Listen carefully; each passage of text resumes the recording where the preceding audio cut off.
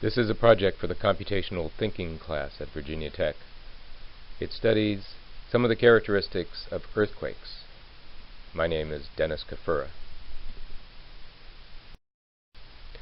Earthquakes have impacted man and society throughout recorded history.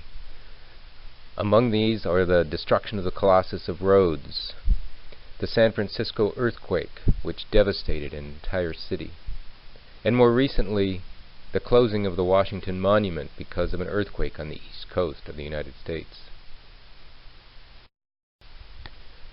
Earthquakes occurring in the deep seabeds, of course, are also the cause for tsunamis, which have had terrible effects on coastal areas.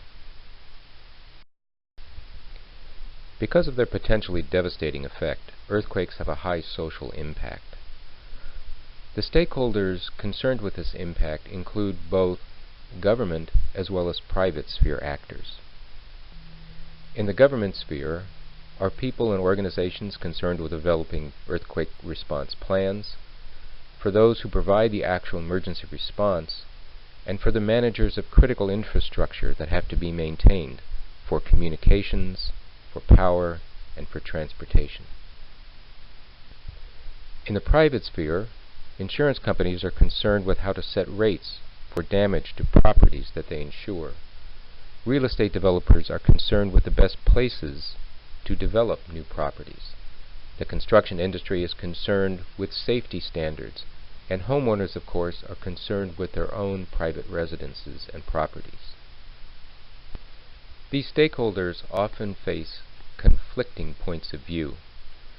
On the one hand, risk mitigation and the reduction of recovery costs would argue for having high safety standards and for making some areas off limits to development. But this conflicts with the desire to have affordable access to living areas in some very popular places and sites for economic development. The data being analyzed in this project comes from the U.S. Geological Survey and includes over 8,000 reports of earthquakes that were recorded during the last month of 2014.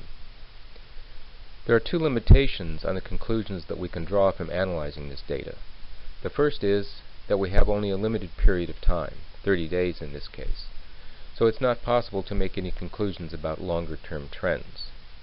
Also, there's no information available on the impact or damage caused by each of the earthquakes, so there's no way to correlate any of the earthquake characteristics that are reported in the data against their actual effects on the populations or cities.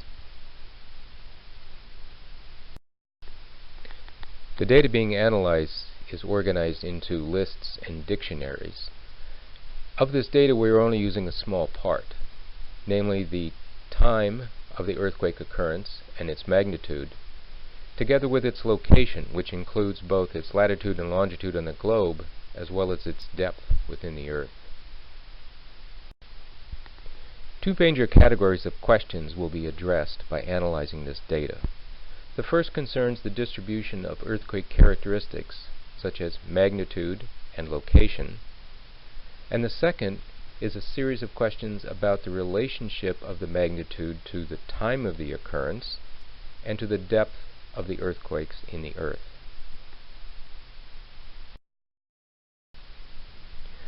To answer the first question, a bar chart was created that shows the distribution of earthquakes over the magnitudes on the Richter scale from 0 to 7.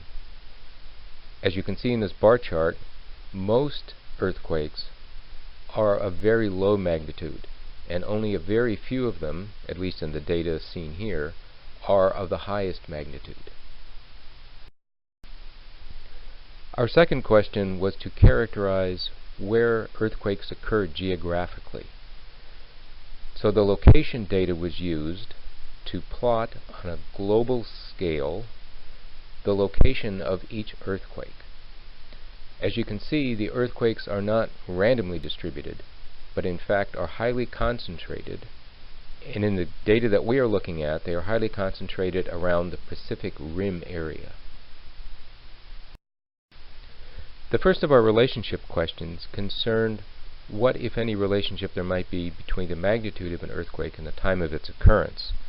That is, was it possible that earthquakes of a certain magnitude tend to occur together close in time, or are they randomly distributed?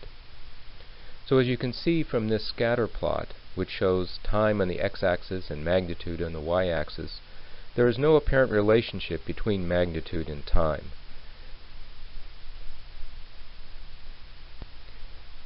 That is, over time, it's possible to experience an earthquake of any possible magnitude.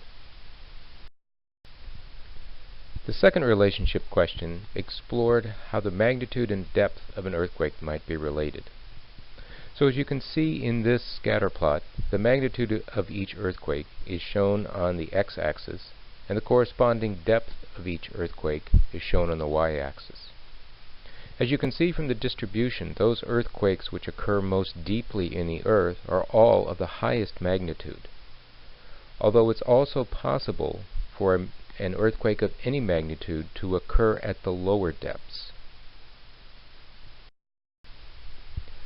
From the analysis of the earthquake data, we can draw several conclusions. First, the most severe earthquakes are relatively rare among all the earthquakes. Fortunately, most earthquakes are of very low magnitude and often go unnoticed. The earthquake locations are highly concentrated. While it's possible for earthquakes to occur almost anywhere in the world, in our data we saw a high concentration of earthquakes in the Pacific Rim area. Third, earthquakes are not correlated in time, which means that the Earth is seismically active on a constant basis, with the potential for an earthquake to occur at any moment.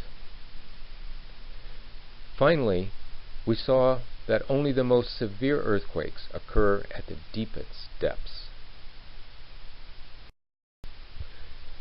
I would like to acknowledge the help of Corey Bard in the preparation of the data stream that was used in this project, and also Yana Lembrinidou for our interactions regarding social impacts. Thanks for listening to this presentation of my project, and if you'll contact me, I'd be glad to answer any questions that you might have.